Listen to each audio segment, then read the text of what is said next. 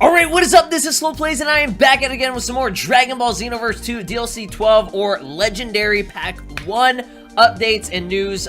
This isn't really like, you know, super insane news or anything, just more of like a theory kind of video, and just to get my thoughts and points across regarding the extra mission slash story. I wanted to talk about this. I wanted to get some feedback from y'all, what you guys think is going to be happening with this new little mission and the cutscene. What could possibly happen? Will this lead to, you know, potential new content and all that? We're gonna just have a little bit of a discussion. I don't know how long this video is gonna be. It's probably gonna be longer than it should be, but we're gonna go ahead and jump into it. And again, if you guys could leave a like and everything, I'm trying to do updates and everything all on this DLC and just whatever the future of Xenoverse is, because you know, we're in this weird space where it's like we don't know if a Xenoverse 3 will come out or be announced, or if this is just a continuation of just constant DLC, which I'm okay with. I'm definitely okay with that. You know, it's new content. They're doing, as you can see, a new story mode update and everything. So the very first thing that I wanted to talk about was this single image. Okay, yes, I know we're going to be mainly talking about this one single image. Unfortunately, there hasn't been any HD screenshots that have been provided on this, probably for good reason, just because this is showing just one screenshot of something that's really significant, and there's a lot to be teased in this single shot here, which I want to talk about. So the very first noticeable thing is obviously it's a animated cutscene, one of the special animated cutscenes that they have in the game. I believe there was an animated cutscene, animated cutscene of this whenever, obviously throughout the whole entire story mode, but it also had one in some of the DLC as well. I think DLC Pack 4 had, or it was like Extra Pack 6, one of those, where it did have, you know, Trunks versus Fusion Zamasu, the corrupted version of him. It was super well animated. They did a great job on it.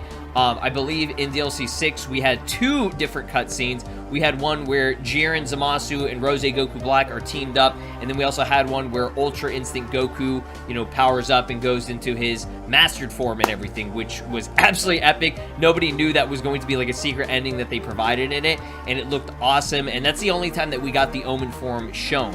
Then after that, I think there was a couple of cutscenes with, or actually not after that, but like, you know, before that and everything. There have been cutscenes with Few, which you can see right here. It looks like it's going to be that animation and everything that he's got working with. But he's also holding a Demon Realm Crystal. As you can see, that's exactly what that is. And he's the one that actually, I think he's the one that created those and brought them into the game and everything. And he's bringing these from the Demon Realm. So, to my knowledge, I mean, these are pretty simple things. I mean, all they do, I think, is they, I don't want to say like mind control, but, you know, they're used for like the My Raid missions and all that. So, that's all, you know, put in there. I think that was DLC, I want to say 8 or 9 or something like that. I don't know. Maybe it was DLC 9. I can't remember exactly when this one came through, but it doesn't really matter. They're in the game right now, okay? And, you know, you use these during the My Raid missions and all that stuff. And I think if you get, like, enough of them, you can get, like, I don't know, like, unlock those, like, other bosses, like Final Form, Mirror, and all that stuff. Again, I can't exactly remember everything about it, but, all you need to know is that he's going to be using these to be manipulating timelines and all that stuff. So, he's obviously doing that, okay? So, the biggest thing is the background, which, I mean, was noticeable. I didn't want to say anything just yet until we got, like, this HD scan and everything. And now that we do have a better look at it, it's 100%. That's the Tournament of Power, bro. That is the Tournament of Power. Here's the Tournament of Power stage, literally straight out of Xenoverse 2.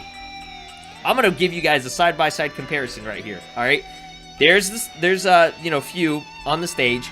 I'm going to zoom in. I'm going to give you guys the exact frame of what this is. Right here. I don't know if you can see it, but you have the blue part at the top of the, you know, I don't even know the top part, whatever that handle is, the little handle. So you have the blue part, then I see the orange part, and then you have all the rocks. You have all the rocks, exactly frame for frame right here. Exact position. It looks like he's most likely going to be in the sky, just because this is pretty high up, as you can see. The ground is down there, but this is pretty high up. And I know this is silly that I find this is hilarious that I'm over analyzing this way too much. But I mean, you guys probably already figured that out, that this is literally the Tournament of Power. The colors and everything are exactly the same and everything. So this is, I mean, it's pretty exciting. It's pretty exciting that we're finally going to get a cutscene that has been animated with the Tournament of Power, and each DLC has pretty much done that. In regards to DLC Pack 2, I believe, there was a story update that came with a new stage, which was, you know, the Universal World Tournament or whatever that they had, or Universal Tournament, which was 6 versus 7. They had that, you know, like outlandish stage or whatever, and that had a cutscene with Hit versus Super Saiyan Kaioken Blue Goku. And then after that, I believe it was DLC Pack 4, introduced the Future in Ruins, and then we had their cutscenes and everything that would go down with the Future in Ruins, with their new animations, with like these crazy animated cutscenes. And then after that, we didn't get any stages for a very long time until the end of DLC Pack 8, which was the Broly and Gogeta DLC. And that one actually did not get any, you know, animated cutscenes. There was no cutscenes on it in general. The only cutscene that we got recently was the DLC 10 one with Oob, where you know, Goku flies off with him and everything, which again, very cool integration. I'm glad that they, you know, did that just to give you a little bit of a finalization for, like, I don't know, maybe the last, like, major, I guess, DLC or something like that. But it seems like they won't be doing that because they titled this Legendary Pack 1, which leads me to believe at the end of this year they'll have a Legendary Pack 2, which at most, at maximum, that is what is confirmed so far from what I'm seeing, okay? Because they did this, you know, last time with DLC 9 and DLC 10. But yeah, Tournament of Power stage, he's going to be on it. Now, what does that bring in for us? Well, let's go ahead and just kind of go through here. Just to read this again, this is a translation by Demon Boy and I believe Marcus Vamplosion. Go check him out. A gorgeous new cutscene for a new extra mission. A new extra mission with a gorgeous new cutscene will be added, as well as the long-awaited return of Few. Just what is he planning to break in this timeline this time? So, obviously, what they're saying right here is that he is going to be fucking up the timeline. So, there are so many possibilities and something that I really want to see. So, as you guys know, at the end of the main story, the base game story, you know, obviously Mira absorbs Toa, and they both die. To my knowledge, they're dead right now. Now, I don't know. I apologize for that minor cut. My phone went off. But yeah, as I was saying, to my knowledge, they're both dead right now. Now, they can always be resurrected by Few or whatever. You know, they can always come back somehow. You know, the Xenoverse and Dragon Ball, they bring back characters all the time. So that's no, you know, that's no, like, important thing that we really need to know at this point. Because y'all know that's going to happen, okay? There's nothing surprising about that. But as far as we know, they're out of commission. Dabura is also out of commission. You know, Few, he actually, you know, fixed that all up and everything too. So, yeah, I think he turned into stone at the very end. But he did say at the very end that he likes, okay, so Few's not, he's not a bad guy, but he's not necessarily a good guy because he's still, you know, fucking up the timelines in a way to get energy for his own accord, just for himself. He's, you know, just thinking about himself at that point because he wants to have fun. He's just like, you know, a teenager. He's a kid that wants to have some fun. You know, he's messing around and being, you know, rebellious and everything. He got no parents now because they dead. I mean, he never really even knew that they were his parents, I don't think, to begin with. But he says, so you just tell me what you want to know and I'll look into it for you. So he was talking to your main character, the main, like, protagonist, your CAC or whatever at that point.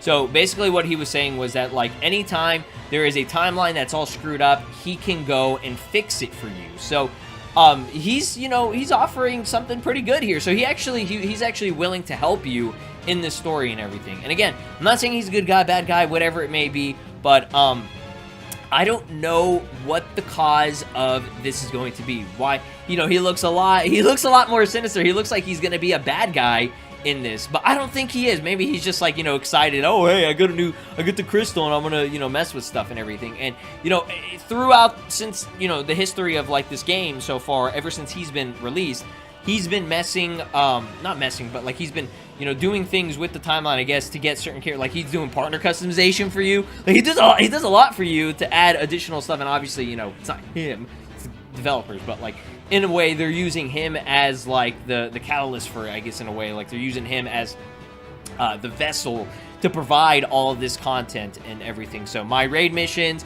partner customization, which Definitely, they could add new partner customization if they want. We still have a few more months until this DLC releases, or even longer than that, because they might delay it and everything. Or they could be saving partner customization for DLC. What is it? DLC, I guess, is this 13 at that point? By the end of the year, they might actually do that. So we never know. They might be focusing on a story, the new characters and everything, and and that's it for this one, because that's how they do it. They like to split it up. So definitely, Few is going to be screwing up things. Now, my theory and what Charizard, my boy, on Twitter here said, he said probably looking into it too much, but the background with Few looks like the top stage with the Rock and the Giant timer pole thing next to it. And I said, yeah, it would make a lot of sense if this was a Tournament of Power mission, since Toppo is being added. But I don't want to get my hopes up yet. But obviously, this is definitely Tournament of Power. It looks exactly like it.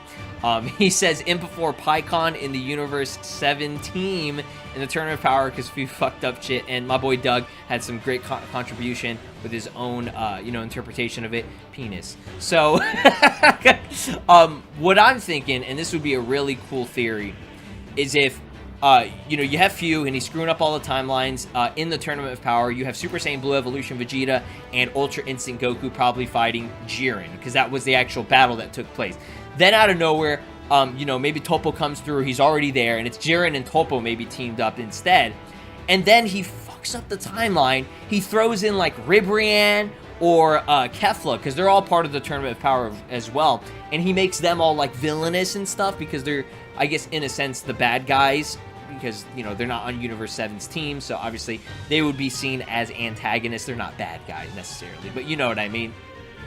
And then he gets Pikkon thrown into the mix, because remember, Tapion came through from a movie as a contributor in DLC 6, and he helped Trunks out and everything as well, which was epic as fuck. That was one of the coolest things ever. So what if they have Pikkon, Super Saiyan Blue Evolution, Vegeta, and Ultra Instinct Goku teaming up against like Kefla, Toppo, and like Jiren or something like that, if they want to add that in. Or they could get even crazier. He could throw Broly in, they have a triple bulked up fight where you fight all the three swollest characters in Dragon Ball. You have Toppo, you have Jiren, and you have fucking full power Broly.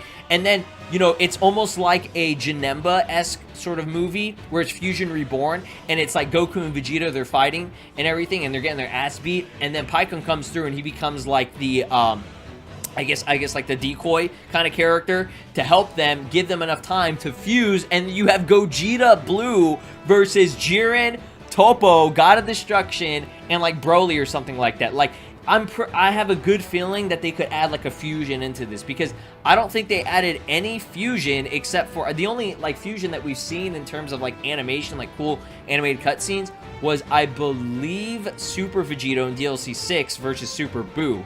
And that was it. It was a very quick cutscene. It looked really awesome, but that would be so sick if we actually got to see Gogeta, because this is, I mean, not a lot, but like there is a lot of the DLC, like half of it is focused on Fusion Reborn. So why not bring in Gogeta Blue and Full Power Broly, because they're so popular? You know how fucking this would sell so good? That's like a story that I want to make in Xenoverse 3. You know what I mean? I know I'm going crazy and I sound crazy because I am.